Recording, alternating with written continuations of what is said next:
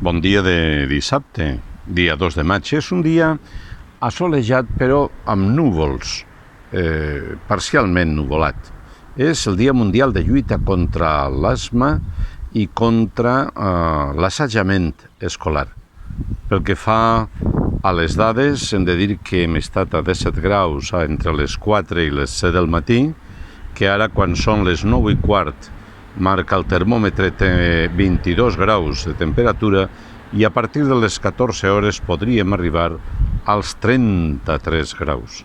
La humitat relativa és del 74% i la pressió atmosfèrica de 1.015 mil·libars.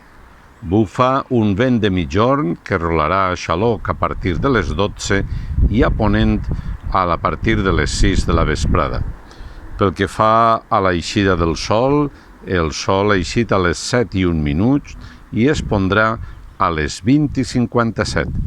L'índex de variació ultravioleta és de el 8, amb la qual cosa hem d'evitar eixir durant les hores centrals del dia, buscar l'ombra i és imprescindible camisa, crema de protecció solar i, a ser possible, capell. La lluna esta nit en quart creixent i en temps de pandèmia, ves en compte.